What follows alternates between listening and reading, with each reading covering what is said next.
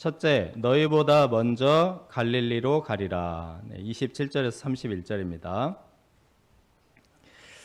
예수님께서 마가 다락방 최후의 만찬 때 두 가지 충격 발언을 하셨습니다. 하나는 12 제자 중 하나가 예수님을 팔 것이라는 것, 또 하나는 그 와중에 모든 제자들이 예수님을 버린다는 것입니다. 제자들은 예수님의 좌우편에 앉아보겠다고 누가 크냐 하며 다툰 지가 불과 며칠 전인데, 순환당하시는 예수님을 보고는 미련 없이 예수님을 버리고 갈릴리로 낙향할 것입니다.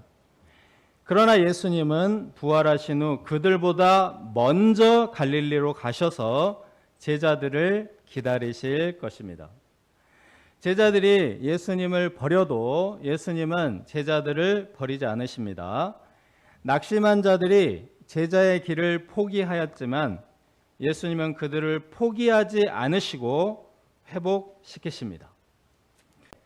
제자들은 앞다투어서 예수님을 버리지 않을 것이다 장담하고, 베드로는 목숨까지 걸고 맹세하였습니다.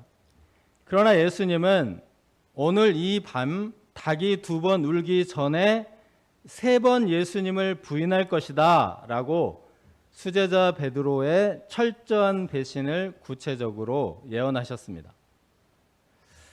예수님은 제자들 자신들도 모르는 그들의 연약함을 잘 아셨습니다.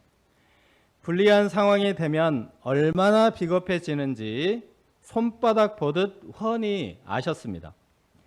예수님은 그런 줄 아시면서도 이런 제자들을 원하시고 부르셨습니다.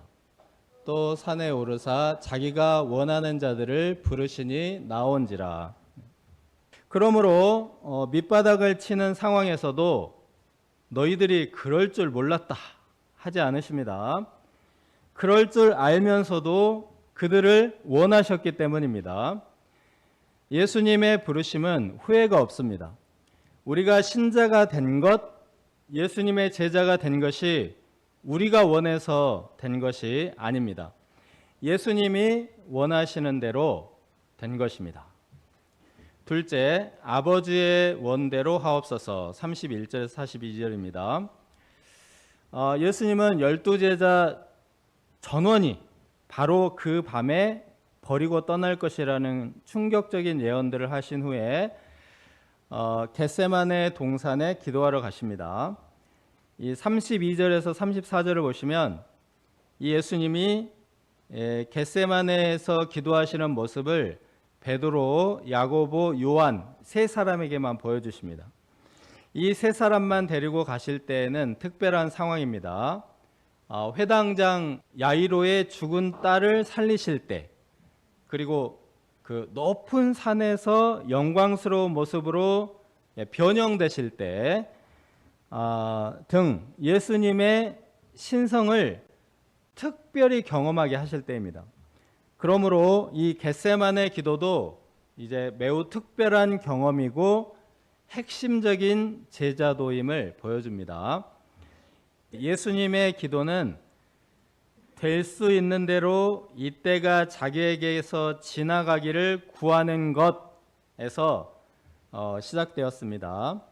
아빠 아버지여, 아버지께는 모든 것이 가능하오니 이 잔을 내게서 옮기시옵소서.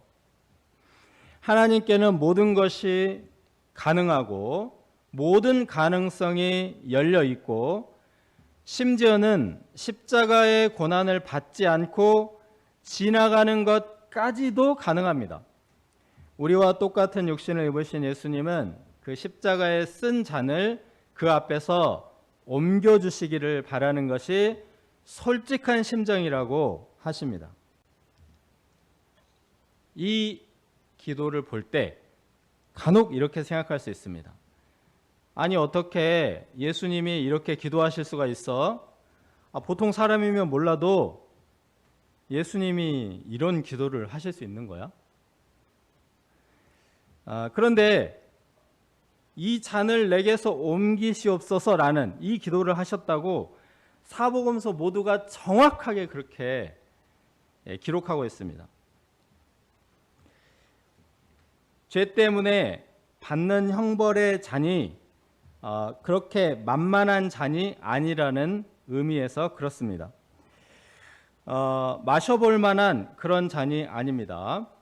우리가 종종 죄에 대한 하나님의 진노를 가볍게 생각하곤 하는데 거룩하신 하나님이시기 때문에 죄에 대해서 가혹하고 잔혹하십니다.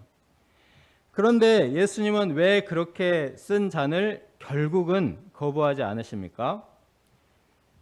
그러나 나의 원대로 마시옵고 아버지의 원대로 하옵소서.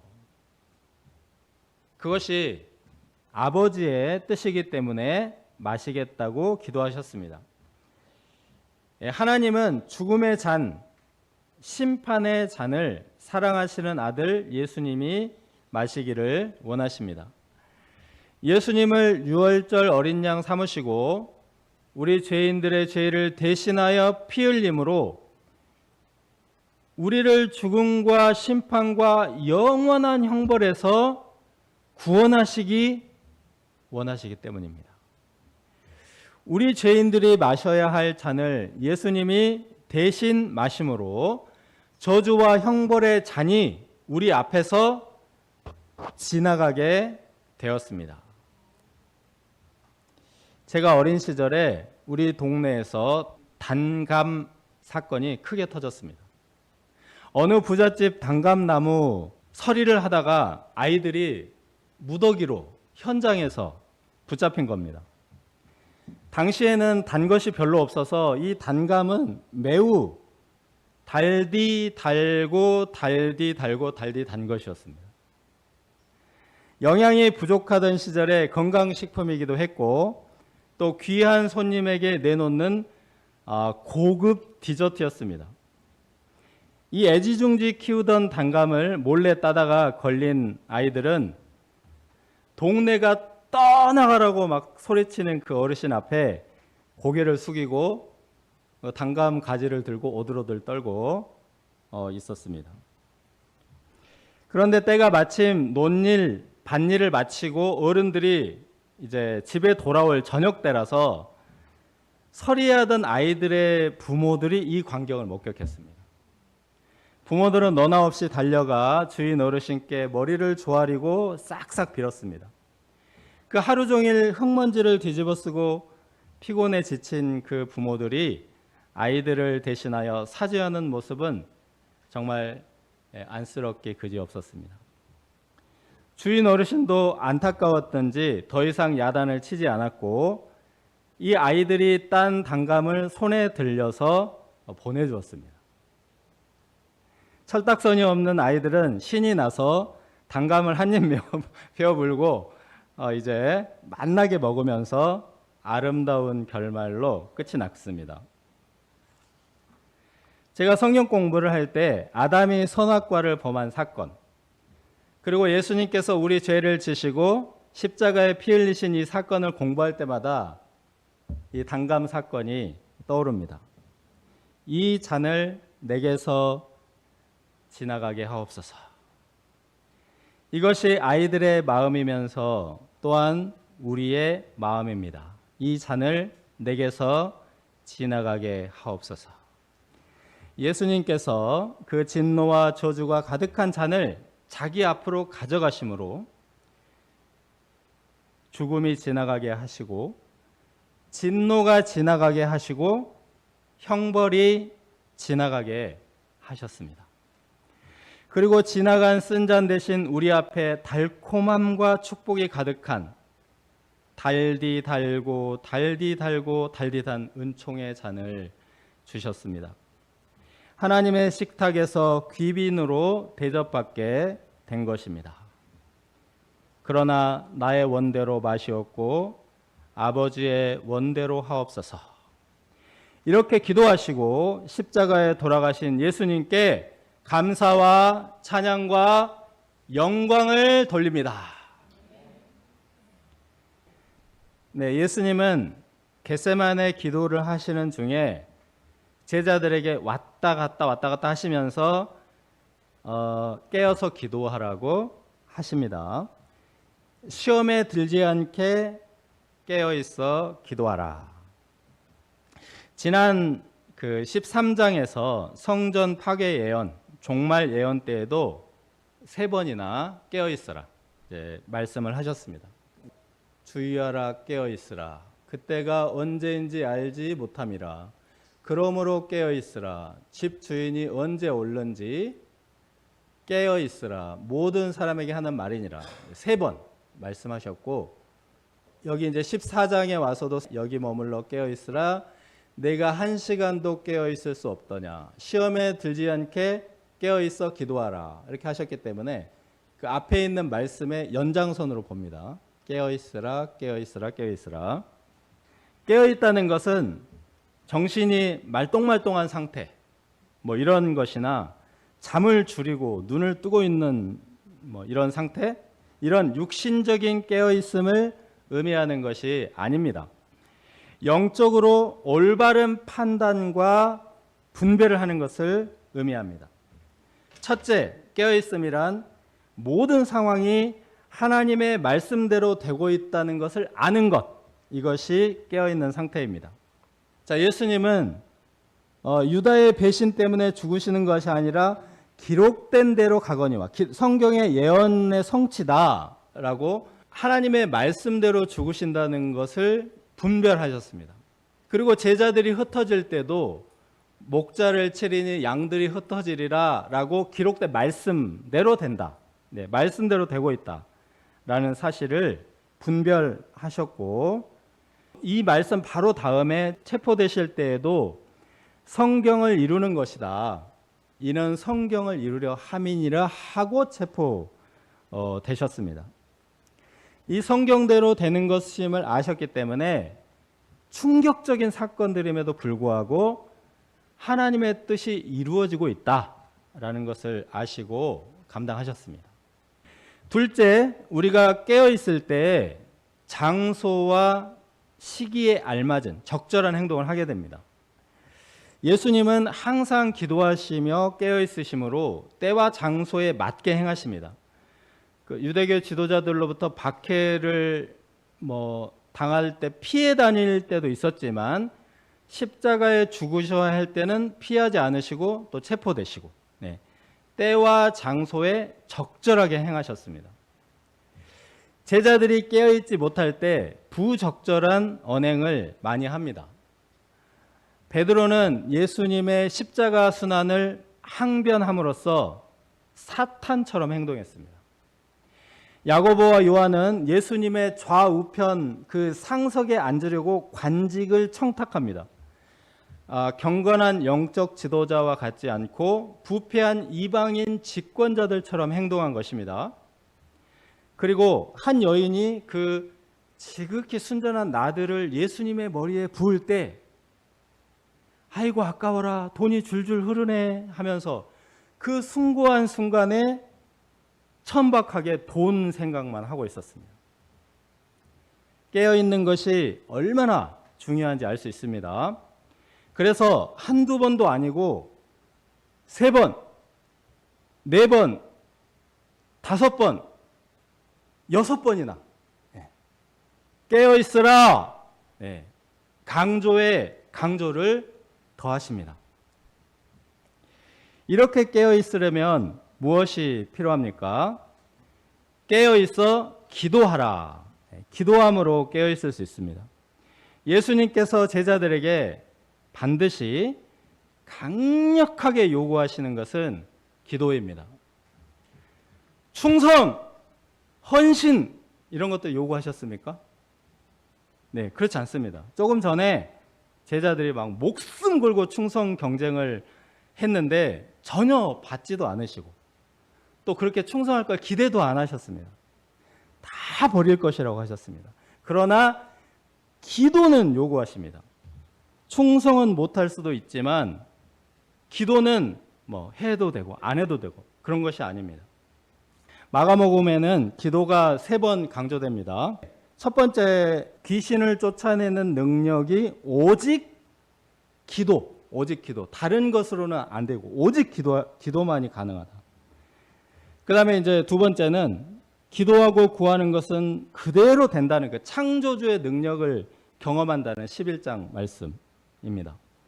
그리고 오늘 말씀, 깨어 기도할 때 시험에 들지 않는다는 것입니다. 시험에 들지 않는다는 것이 굉장히 중요하다는 겁니다. 우리가 한번 시험에 들면 치명적인 상처를 입고 원상태로 회복이 굉장히 어렵습니다.